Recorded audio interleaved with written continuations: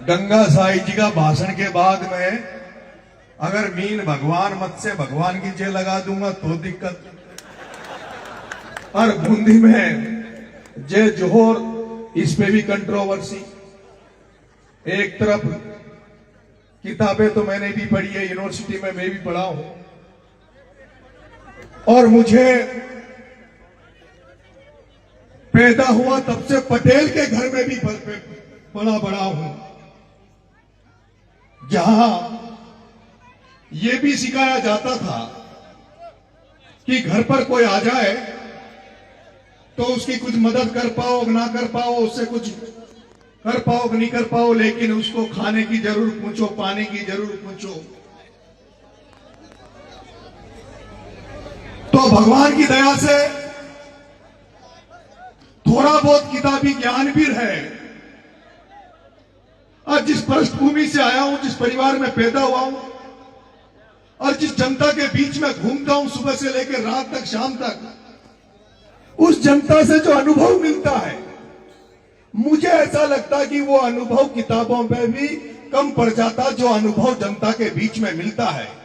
क्योंकि ऐसा नहीं था रामायण काल में, महाभारत काल में, रामायण काल में, महाभारत काल में, वैदिक काल में हमें तो किताबें पढ़ने का अधिकार था नहीं, ग्रंथ पढ़ने का किताबी ज्ञान हमारे पास था नहीं। फिर केवल ऐसा तो नहीं है कि जिनके पास पढ़ने का ज्ञान था, जिनको पढ़ने का अधिकार था। और जिस तरह से मनुस्मृति में कहा, रामायण में भी कहा कि अगर कोई शूद्र, पिछड़ा आदिवासी भी मान लो, शूद्र का मतलब ही यह था, उस शूद्र में केवल दलित नहीं होता, उस शूद्र शब्द में सभी प्रताड़ित थे। क्योंकि शूद्र के अलावा तो एक तो क्षत्रिय था, एक ब्राह्मण था, एक वैश्य था, तो बाकी जो माली थे, खाती थे, जांगीर थे, धोबी थे, जाट थे, गुजर थे, मीना थे, लोधा थे, ये सारे उस टाइम पर शूद्र थे। और इन सभी को कोई भी पढ़ने का अधिकार नहीं था। अगर कोई पढ़ता तो उसके, ये कहा गया है कि उसके कान में शीशा डाल दो। लेकिन जब किताबी पढ़ने का अधिकार नहीं था, पढ़ते नहीं थे, उसके बावजूद भी तो हमारे लोगों ने राज कैसे कर लिया, कैसे गोंदा ने बूंदी पे राज कर लिया, कैसे उन्होंने इतिहास लिख दिए।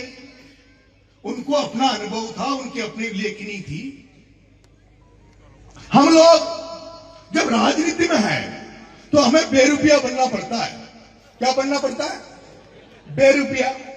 गंगा साई जी, सुबह जब मैं निकलता हूं, अगर किसी ने कहा कि साहब मारो जन्मदिन से मारा केक काटनो छे, तो पहली मां केक काटवा चल जाओ छे। वहां असा खुशा चेहरा पे मौज मस्ती को फोटो आओ छे। फिर कोई ने कहती कि मारा एनिवर्सरी छे, जब बूढ़ा बूढ़ा भी एनिवर्सरी मनाओ छे, डोगरा डोगरी बूढ़ा हो जाओ छे, जब भी दूसरी शादियां करवा ला गया, अब हमारी 10वीं शादी छे, अब का 11वीं शादी छे, फिर वहां में जावा जा तो वहां जैसा बन जाओ जा। और फिर 3-4 बजे के लगभग सूचना होगी कोई की मौत होगी, कोई का गमी में जानो छे, तो जब मौत में जावा जा, गमी में जावा जा, तो वहां थोड़ा सा आंसू ले आओ जा, मुंडा पैसा लागे छे, जैसे उका घर में ना मारे घर में डेथ हो गयो, तो वहां तो बेरुपया जा। जैसी हवा चाले छे उसको तोय दिले जा। जैसी किसान काई करे छे, जैसी हवा चाले छे उसे तोय देनी पड़े छे। हवा कटी की चाल रही है, उस हिसाब से बरसावा। तो हम तो राजनीति में है, और राजनीति में जिसे हमारे वोट में लगा, जिसे कहीं कहीं अशोक जुगाड़ में लोगों को भाई ई के माध्यम से सत्ता में चल जावा, वही रास्ता अपना बाकी कोशिश करा जा। और फिर दुर्भाग्य की बात, गंगा साई जी, ऐसी बात है कि ये तो आदरणीय रामनारायण जी मीणा थे, ये तो आदरणीय रामनारायण जी मीणा थे, जिनको हड़ौती में बैठे सभी धन्ना सेठों ने, पूंजीपतियों ने, यहाँ के राजनीतिज्ञों ने, और राजस्थान की बैठी हुई राजनीति में भी जिनको रोकने के लिए शुरू से प्रयास हुआ, अंतिम समय तक उनको राजनीतिक हत्या करने के लिए प्रयास होते रहे। राजस्थान में कांग्रेस में बैठे हुए मुख्यमंत्रियों ने भी रामनारायण की राजनीतिक हत्या करने का प्रयास किया, लेकिन रामनारायण जी की सूझबूझ थी जो एक बीच रास्ते से जाके कहीं कहीं से टिकट लेके आ जाते थे, कोटा जैसी जनरल सीट पे सांसद बन जाते थे। ये इनकी सूझबूझ थी, ये इनकी सूझबूझ थी कि अशोक जी गहलोत साहब इनके खिलाफ रहे, फिर भी मधेरना जी और उनको साथ लेकर किसान के नाम पर, किसान राजनीति के नाम पर ये जनरल सीटों पे बार बार चुनाव लड़े, बार बार जीते।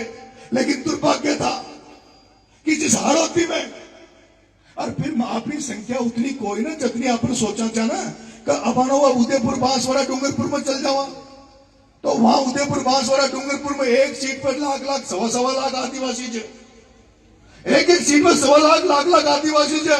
और जब राजपा पार्टी बनी और राजपा को जब हेलीकॉप्टर उड़ो ना, जब मातुमाई मुख्यमंत्री बने, सपना में देखा जाएगा अब तो मुख्यमंत्री बनेगा, अपनी मुख्यमंत्री रहेगा, सारो राज अपने पास ही रहेगो।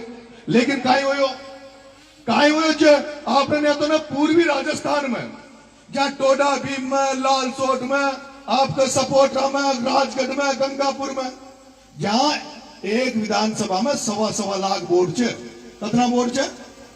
सवा लाख। और फिर भी कहीं हो जहां सवा लाख वोट जा, पूरा ख्वाब देख लिया, सपना देख लिया कि मुख्यमंत्री बनवाना जा, फिर भी सीट आई 4। कितनी सीट आई? अब मां तो संघर्ष उस जगह कर रहा था, आदरणीय रामनाथ जी ने, हम लोगों ने तो संघर्ष वहां कर रहे हैं। अब अंत में चुनाव लड़वा क्यों साहब, ये वोट कितना जा मीनान का? 35,000। कितना? अंता में जा 35,000। छबड़ा में चुनाव लड़वा क्यों तो 32,000। अब 3.25 लाख मीनाओं के वोटों में अगर 35,000 32,000 वोट हो, और उनमें भी वोट के बाप ने कम जाने देना डरपच है, ना तो डरपच है खाई बूथ कैप्चिंग में पकड़ा गया, फर्जी वोट देता हुआ पकड़ा गया तो कोई छुड़ा वालों को है, क्योंकि राज ही दूसरा कुछ है। तो वहां में भी 35,000 में भी 85% तो वोटिंग हो जाए, और वहां में भी 5-7 हजार तो शहर है। गल्ला ने अभी चांदा के पाचे डोल रहा, कोई धारीवाल के पाचे डोले छे, कोई वहां के लिए पार्टी पाचे छे, वहां की माई बाप, वहां के लिए समाज पाचे छे।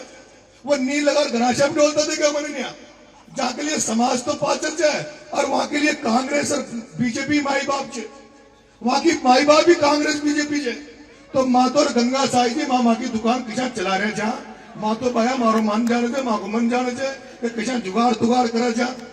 माँ तो कभी पायलट साहब की तारीफ करनी पड़े, कुंजल साहब की तारीफ करनी पड़े, थोड़ा सा गुजर समाज माई मदद कर देगो, डाकर समाज को लार लेवा की कोशिश कर रहे हैं, थोड़ा सा डाकर समाज मदद कर देगो, प्रभुलाल जी सैनी कोई माली समाज मदद कर देगो, सातु जात मदद करेगी, जबड़ी पार पड़ेगी। भाई सातु जात पार पड़ेगी। अब तू कह रहे जो मारा भाई मुंह बुराई कर दूंगा, पर ये मंच का मौसम मत कर, नहीं मारी सारी दुकान नहीं बंद हो जाओगी। मुंह तो देवड़ी उनियारा में चुनाव लड़ियो, छबड़ा में भी चुनाव लड़ियो, अंता में भी चुनाव लड़ियो।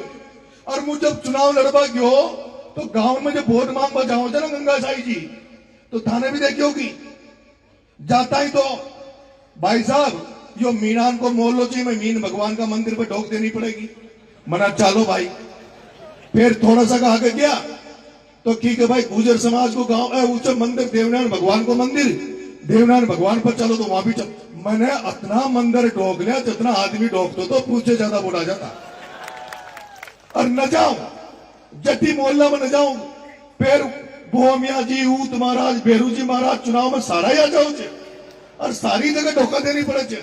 लेकिन हमारा दुर्भाग्य है कि गंगा साई जी हमारी इतनी बड़ी तादाद होने के बाद भी, इतनी बड़ी हमारी संख्या होने के बाद भी, हम किसान कम्युनिटी को लड़ा कर इस हाड़ौती में वो लोग राज कर रहे हैं जिनके 5-5 वोट नहीं है, 5-5 वोट, वो हम पर राज कर रहे हैं, वो हम पर राज कर रहे हैं। अभी गंगा साई जी ने मेरे से कहा कि आपने जूते नहीं पहन रखे, आपने जूते नहीं पहन रखे, क्या विधानसभा में जाने के बाद जूते पहनोगे? मैं कह रहा हूं नरेश मीणा ने जूते, ये चप्पल केवल एमएलए बनने के लिए नहीं त्याग रखे। नरेश मीणा ने जूते चप्पल, ये नरेश मीणा ने सांसद बनने के लिए नहीं त्याग रखे। नरेश मीणा ने दिन हाड़ौती के मीणाओं को सत्ता में भागीदारी दिलाने के लिए, इन पूंजीपतियों को, इन चोरों को यहां से निकालने के लिए नरेश मीणा ने यह त्याग रखा है। और मेरे भाइयों, मेरे प्यारे भाइयों, मेरे मीणा समाज के लोगों, आज मैं कहीं भी मंचों में जाता हूं, कई बार मंचों में बात होती है कि धार्मिक कार्यक्रम में धार्मिक बात करो, सामाजिक कार्यक्रम में सामाजिक बात करो, सामाजिक मंच पर राजनीतिक बात मत करो। मैं तुमसे यह कहना चाहता हूं कि क्यों बूंदा मीणा की बात कर रहे हो, क्यों आमेर के राजा की बात कर रहे हो? अरे वो राज कहां चले गए? और तुम अगर दोबारा से उन राज को लाना चाहते हो तो तुम्हारे पास क्या हथियार ये तो बताओ, तुम करोगे क्या ये तो बताओ। मेरे भाइयों, 2020 के पहले इसी हाड़ौती में 2020 के पहले गंगा साई जी हम फोन करते थे, सवाई माधोपुर करौली दोस्ती के लोग, हमारी हाड़ौती में तो अच्छी बड़ी बड़ी नौकरियां नहीं है। सवाई माधोपुर करौली दौसा के जो कोई थानादार बन के आ गया, तहसीलदार बन के आ गया, कोई एसडीएम बन के आ गया, हम फोन करते थे। मेरे अट्टू का एसडीएम था एक मीणा एसडीएम था, और मेरे मीणा हॉस्टल का लड़का, मैंने कहा है दिनेश मीणा, तू तो मेरा जूनियर है, मेरे हॉस्टल का लड़का है, कम से कम तू तो मेरे साथ अन्याय मत करे, समाज के साथ अन्याय मत करे। अगर वो दिनेश मीणा एसडीएम, अगर वो प्रमोद जैन भाई का गुलाम नहीं बनता, वो पानाचंद का गुलाम नहीं बनता, तो दिनेश झारखंड की हत्या 12 में नहीं होती, क्योंकि दिनेश झारखंड की जमीन को नाम वो एसडीएम करके आया। लेकिन उसका कारण है, मैं दिनेश को गलत नहीं मानता, उस एसडीएम को गलत नहीं मानता। यहाँ जो थानेदार लग रहे हैं, यहाँ जो पुलिस में नौकरियां कर रहे हैं, तहसीलों में नौकरियां कर रहे हैं, ये जो मास्टर अधिकारी कर्मचारी जिन्होंने ये कार्यक्रम किया है, हर कर्मचारी इधर जो मीणा समाज में पैदा हुआ है, मीणी की पेट से पैदा हुआ है, वो हर व्यक्ति ये चाहता है मैं मेरा समाज का भला करूं, मैं मेरे समाज के लिए काम करूं। लेकिन मुझे रोना आता है, दुख होता है जब मैं हाड़ौती को देखता हूं, तो जब थानेदार को फोन करता हूं, थानेदार इस मीणा समाज की मदद कर, तो थानेदार कहता है भाई साहब मैं मदद तो कर जाऊंगा, पर पिरला को, भाया को, धारीवाल को तोल पड़ता है, मैं बाढ़ मेरे पेक्सल में भेज देगा, मैं मदद करना चाहूं छू। वो कहते हैं अधिकारी कर्मचारी, वो तहसीलदार कहता है अरे हमारे यहाँ तो मास्टर और सिपाही की छोटी छोटी नौकरियां हैं, और वो छोटी छोटी नौकरियों को जब किसी मास्टर को बाड़मेर जैसलमेर भेज दिया जाता है, किसी पटवारी को बाड़मेर जैसलमेर भेज दिया जाता है, तो उसके पूरे घर वाले बेचारे जिनकी रोजी रोटी उस एक पेट से चलती है, वो उन नेताओं के दरवाजे में गिड़गिड़ाते हैं, रोते हैं कि साहब मंगाओ घरवाला को पाँच ले आओ। और फिर रामनारायण जी की और फिर हमारे ये नेताओं की दम नहीं है। क्यों नहीं है दम? क्योंकि हमने इनको इतना कमजोर कर दिया, हमने नरेश मीणा को 3 बार हरा दिया जो हमारे लिए लड़ता। इसलिए मैं ये कह रहा हूं, मैं 4 धन्ना सेठों को, उन 4 पूंजीपतियों को, उनको राजनीति में रोकने के लिए मैं कह रहा हूं, जिस दिन ओम बिरला, प्रताप सिंह सिंघवी, धारीवाल और प्रमोद जैन भाया, इन चारों को विधानसभा लोकसभा में जाने से रोक दूंगा, उस दिन तुम्हारा बेटा चप्पल पहनेगा, उस दिन तुम्हारा बेटा अपने पैरों में चप्पल पहनेगा। और उसके लिए जैसे मैंने कहा मैं आपको एक ही चारा बताता हूं मेरे भाइयों, अगर आज की दुनिया में अगर तुम्हें आगे बढ़ना है, कितनी तुम नौकरियां लग लो, कितने धंधे पानी कर लो, लेकिन जब तक तुम्हारी सत्ता में भागीदारी नहीं है, जब तक तुम्हारी राजनीतिक चेतना नहीं आएगी, सत्ता में भागीदारी नहीं होगी, तुम्हारा भला होने वाला नहीं है। अगर सत्ता में भागीदारी नहीं है तो तुम्हारे कर्मचारियों को डर डर के नौकरी करनी पड़ेगी।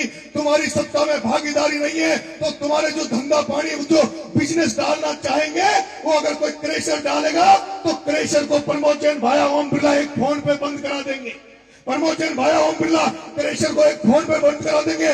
तुमने अगर कोई पीडब्ल्यूडी की सड़क बनाने का प्रयास किया, कोई तुमने रोड बनाने का प्रयास किया, कोई मीणा का बेटा अगर रोड बनाने निकलेगा तो यह मंत्री फोन करेंगे कि इसका बिल पास नहीं होना चाहिए, आईएनजे उसका बिल पास नहीं करेंगे, उसको सारा पैसा जो लगाया है उसको बर्बाद होकर आना पड़ेगा। इसलिए सत्ता जरूरी है। और सत्ता क्यों जरूरी है? जब वसुंधरा राजे सिंधिया ग्वालियर की महारानी को भी सत्ता चाहिए, जब दिया कुमारी जो राजस्थान की सबसे बड़ी घराने, जयपुर घराने की दिया कुमारी को भी सत्ता के लिए फतेहलाल के नीचे बैठना पड़ता हो, तो तुम सत्ता के पीछे क्यों नहीं भाग रहे? जब तक सत्ता तुम्हारे हाथ में नहीं होगी, जब तक कुछ भी बदलाव होने वाला नहीं है, जब तक कोई परिवर्तन नहीं आने वाला है। बात कर रहे हो हॉस्टल की, हॉस्टल समाज, यहाँ मेरे दुर्भाग्य की बात है, इतने सारे एमएलए मंत्री बन गए, मुझे दुख होता। मैं कहता हूँ कि आज जयपुर में मीणा हॉस्टल बना, उस मीणा हॉस्टल भी मीणाओं ने चंदा उगा के बनाया। जहां जहां हॉस्टल बन रहे, धर्मशालाएं बन रही है, वहां समाज चंदा उगाकर उन हॉस्टलों को बना रहा है। अरे मैं पूछना चाहता हूँ, मांडा योजना किस लिए है और जनजातिवाद किस लिए है? अगर तुम में ताकत होती, मीणा हो, एसटी एससी के एमएलए एमपी में ताकत होती, तो जनजाति मांडा योजना से हर संभाग में हॉस्टल खुल सकता था, हर तहसील हेडक्वार्टर में हॉस्टल, धर्मशाला, कुशल स्थिति, लेकिन दम नहीं है ना। दम क्यों नहीं है? दम इसलिए नहीं है क्योंकि मैं देखता हूं बीजेपी में तो बीजेपी तो हमें काटती नहीं है। और मैं तो पहला आदमी हूं गंगा साई जिसने कहा 8 महीने जेल में रहने के बाद, 8 महीने जेल में रहने के बाद, 32 मुकदमे खाने के बाद, जिसके आगे बीजेपी थाली लेकर बैठी है, थाली लेकर। और बीजेपी कहती है, भजन लाल जी कहते हैं, पूरी बीजेपी कहते हैं, नरेश मीणा आजा, हम तुझे किरोड़ी लाल जी की जगह देना चाहते हैं। उनका 2 स्वार्थ सिद्ध हो रहे हैं। एक तो किरोड़ी लाल को निपटा देंगे नरेश मीणा को बुलाकर, और दूसरा जब नरेश मीणा आ जाएगा तो नरेश मीणा को भी हार्दिक पटेल की तरह बंद कर देंगे, इसकी भी दुकान बंद कर देंगे। ये पहला नरेश मीणा है जिसने अंता में बीजेपी का टिकट ठुकराया, जिसने पहले बार कहा कि मरते दम तक बीजेपी में नहीं जाऊंगा, मरते दम तक भारतीय जनता पार्टी में नहीं जाऊंगा। और जब मैं ये बोलता हूं कि भारतीय जनता पार्टी में नहीं जाऊंगा, उसके पीछे गंगा साई जी एक ही तर्क है, क्योंकि उस भारतीय जनता पार्टी को मैं अच्छी तरह जानता हूं, जो भारतीय जनता पार्टी सोते समय, जागते समय इस दलित भाइयों को, आदिवासी भाइयों को कुचलना चाहती है, बर्बाद करना चाहती है। उस सोच को मैं जानता हूं, इसलिए बीजेपी में नहीं जाना चाहता। लेकिन राजनीति में हूं तो कांग्रेस को देख रहा हूं, कांग्रेस को देख रहा हूं, उस कांग्रेस को, इस कांग्रेस में कोटा जैसी जनरल सीट पर एक सांसद रामनारायण मीणा के होने के बावजूद भी, 5-7 बार जनरल सीटों पर एमएलए होने के बावजूद भी एक बार भी रामनारायण जी को वो ओहदा राजनीति में नहीं दिया कांग्रेस में, जो रामनारायण जी को मिलना चाहिए था। जो शांति धारीवाल को मंत्री बन सकता है, प्रमोद जैन भाया मंत्री बन सकता है, जिनके 5 वोट नहीं उन जैनों के, जिन्होंने 5 वोट कांग्रेस को नहीं देते। धारीवाल की जाति कितना कांग्रेस को वोट देती है, प्रमोद जैन भाया की जाति कितना कांग्रेस को वोट देती है। लेकिन धारीवाल गृह मंत्री बने, प्रमोद जैन भाया खान मंत्री बने, और जनरल सीट पर, सामान्य सीटों पर चुनाव लड़ने वाला रामनारायण मीणा को झुंझुना मिले तो वो कांग्रेस किस काम की मेरे भाइयों, वो कांग्रेस किस काम की। अरे दुख होता है मेरे मीणा भाइयों, दुख होता है। जिस कांग्रेस, जो मरी हुई कांग्रेस है, जो मरी हुई कांग्रेस है, अगर वो जिंदा है तो एसटी एससी माइनॉरिटी के वोटों पे, वो हमारे वोटों से जिंदा है, वो सांसें ले रही है तो हमारे वोटों से ले रही है। लेकिन समझने की बात यह है कि पिछली बार अशोक गहलोत की सरकार में 6 एमएलए था, कितना 6। मेरे मीणा भाइयों, एक जाति के 6 एमएलए थे। तुम्हें नाम बता रहा हूं, प्रमोद जैन भाया जाति से बढ़िया था, जाति से बढ़िया था।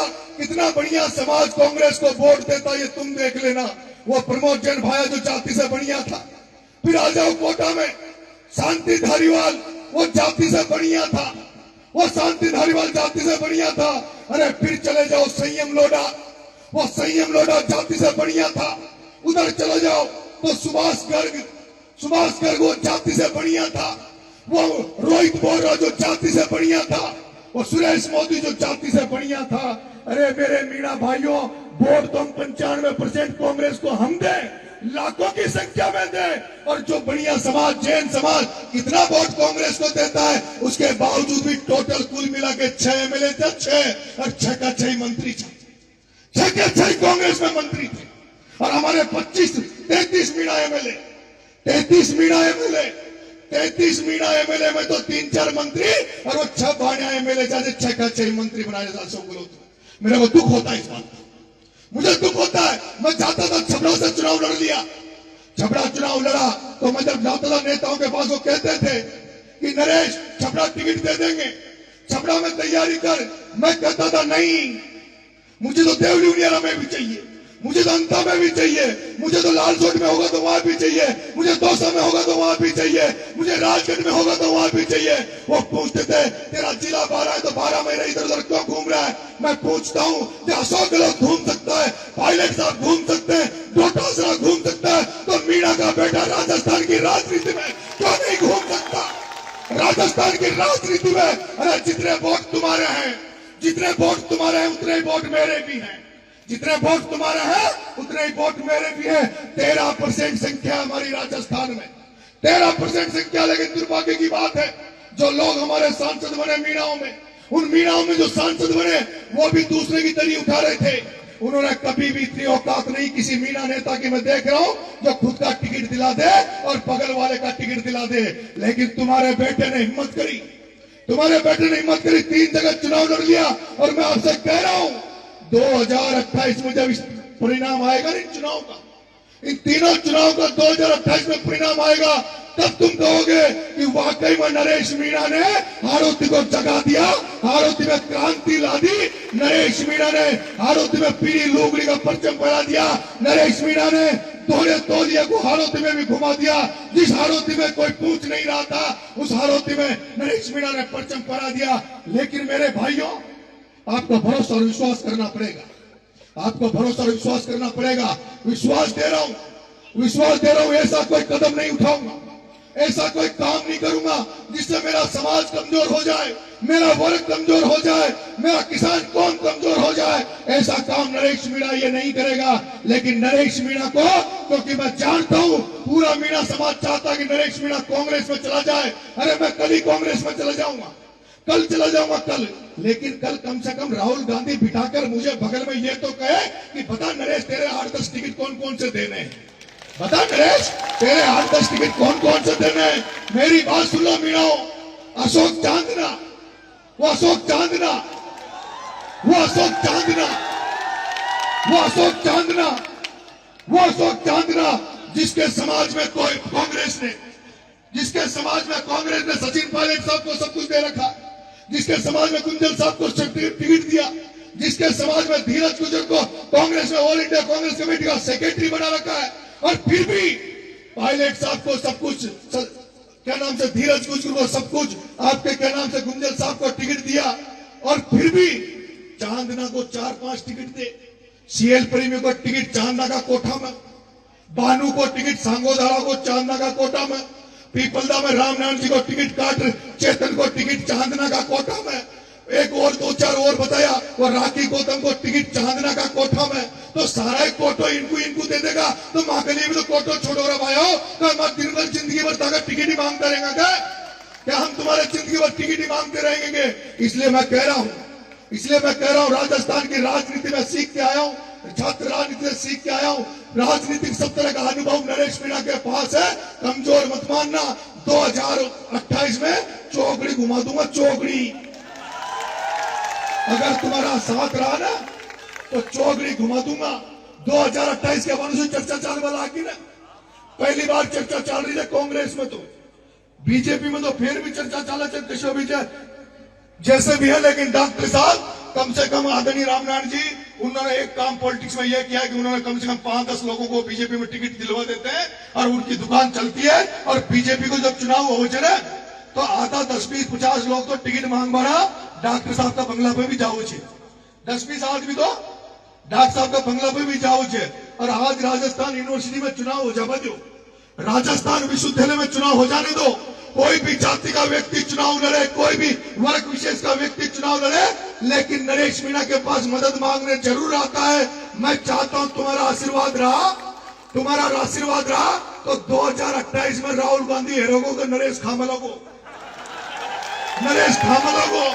ये न्याजो मुख्यमंत्री का सपना देख रहे थे ना, भाई ये जो नया मुख्यमंत्री का ख्वाब देख रहे थे, सपना देख रहे थे कि मुंह मुख्यमंत्री बन जाऊंगा। अरे मुख्यमंत्री तो ये आदिवासी चाहोगा जो बनोगे, ये आदिवासी समाज, ये मीणा समाज चाहेगा तब मुख्यमंत्री बनेगा। अगर तुमने नाटक नौटंकी करने की जरूरत करी, कांग्रेस ने इधर उधर की समझने की कोशिश करी, तो ये मीणा समाज वही समाज है जिसने कांग्रेस को 21 पे ला दिया, जो 21 पे कितना पे 21 पे ला दिया था। इसलिए मेरे भाइयों में बीएसएस बना रहा हूं, भगत सिंह सेना बना रहा हूं, इसके मेंबर बनना, सब लोग इससे जुड़ना। अभी तो केवल 2028 तक तो अंधविश्वास करके ये मत पूछो नरेश तू क्या करेगा। अगर नरेश को लगेगा कि सत्ता का दरवाजा चंद्रशेखर आजाद की पार्टी से गुजरेगा तो नरेश मीणा उधर गुजर जाएगा। अगर नरेश मीणा को लगेगा कि सत्ता की चाबी हनुमान बेनीवाल की पार्टी से निकलेगी तो नरेश मीणा उधर चला जाएगा। अगर नरेश मीणा को लगेगा राजकुमार रौत की पार्टी से सत्ता की चाबी मिलेगी तो उधर चला जाऊंगा। नरेश मीणा सत्ता की चाबी ढूंढ रहा है, राजधानी में घुसने की चाबी ढूंढ रहा है, और केवल अकेले के नहीं। अरे मैं जो रास्ते बना रहा हूं, मैंने अंता में कहा था आदरणीय रामनारायण जी, मैंने भटवाड़ा के रामचरण जी से कहा था कि नरेश मीणा के पास जगह है, नरेश मीणा लड़ लेगा। मैं तो तुम्हारे लिए रास्ते खोल रहा हूं, तुम्हारे आने वाली पीढ़ियों के लिए जगह बना रहा हूं। अरे हमारा भाई इंडोली खाओ, सीध मात तो वोट मत दो था कोई खड़ो कर लियो हाल कम से कम गिनती तो जाओली सीध मात को वोट दे रहे थे। और फिर जिसको तुमने मारी बल्ली मारे आड़ी में आओ माँ की बल्ली माँ को ही में आओ 3 बार तुमने उसको एनर्जी दे दी 3 बार उसको सत्ता दे दी उस व्यक्ति को सत्ता दे दी जिसने जेपी एक्शन जेपी के साथ थप्पड़ कांड किया जिसने एक्शन जेपी मीणा के ऊपर थप्पड़ उठाई उसके बावजूद भी तुम उसको भूल गए। अरे नरेश मीणा ने तो तुम्हारे बगल में समरावतों में खींची थी लेकिन उसका रिजल्ट वहां के जो उसके वर्ग के लोग थे उन्होंने तुरंत मुझे निपटा दिया 15,000 वोट मारा और आता अगर थप्पड़ न पड़ती लेकिन था मीणा हो था जयन का रेप तो भी पड़ो एक्शन का तब भी थाना काय न करो और जीसू थाना अगर वो इलाज न कर दो अगर वो इलाज था टेम की कर देता ना पिछली बार तो मैं हराबान करना चाहता हूं।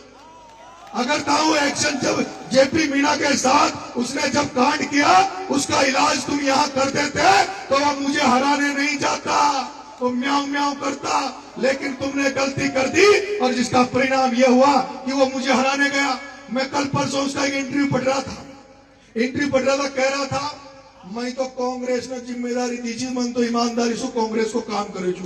अरे मारा बाप तोसू बड़ो तो धारीवाल छो तोसू बड़ो शांति धारीवाल छो तोसू बड़ा रामनाथ जी मीणा बैठा छे तोसू बड़ो प्रहलाद गुंजर बैठो छे तारी दुकान में सामान खाई छे तारी दुकान तो यहाँ सु चाल रही छे गुंजल साहब की धारीवाल और की यहाँ की दुकान तोसू बनी छे लेकिन मारा भाइयों परमोचन भाइयों क्यों नहीं खाई पाँव पकड़ बनायो ई चोलडा के को नहीं आयो परमोचन भाइयों चारू में डोलियो परमोचन भाइयों चारू में डोलियो कि जो नरेश मीणा ने जो किसान एकता करी है नरेश मीणा ने जो किसानों में सामंजस्य बिठा रहा है आपने सुना होगा पहली बार ऐसा हुआ है कि एक मीणा के बेटे को धाकर समाज ने भरपूर आशीर्वाद दिया था धाकर समाज ने मुझे प्यार दिया था। मैं उस तरह की राजनीति कर रहा हूँ गंगा साई जी जहां मुझे 22,000 मीणाओं के अलावा मुझे 27-28,000 वोट दूसरी समाजों ने दिए दूसरी जातियों ने दिए। वो तो दुर्भाग्य था कि जिससे हमने सामंजस्य बनाया ये इंडोली वाला अगर वहां नहीं जाता तो भाया तो घर से नहीं निकल रहा था उसकी तो हिम्मत नहीं हो रही थी। लेकिन क्या करें मन का ईशु अगर आपने सामने हो जाओ तो फालतू में गांधो पड़ जाओ नटा जो 2008 में गांधो मेट्यो वो तो बड़ी मुश्किल से तो माने गांधो मेट रही तो नहीं एक जगह बैठानी भाई माने तो कोशिश करी गुजर मीणा एक हो जावा पायलट साहब कला रेर गुंजल साहब कला रेर ये बात के लिए तो कला रहे चो कि भाई गुजर मीणा एक जगह हो जावा सामंजस्य से बनियो रे पर ये चोल टोकाई जाने गुजर मीणा की काई ताकत है ये तो बाणिया के पाछे घुस गयो बाणिया कला रहे क्यों कभी बिरला कला रहे कभी भाया कला रहे। लेकिन मेरे भाइयों आपको जागने की जरूरत है और राजनीतिक चेतना लाने की जरूरत है। अगर आपने हारोती में राजनीतिक चेतना आपके आ गई तो मैं आपको विश्वास दिलाता हूं गारंटी दे रहा हूं कि 2028 में जो आपकी कतनो बड़ो दुर्भाग्य से एक मीणो गलती से एमएलए बन गयो अंता में कहीं एक मीणो एमएलए बन गयो अंता में पूरे हिंदुस्तान में पहला उदाहरण है कि सत्ताधारी पार्टी का एमएलए जेल में पड़ा है।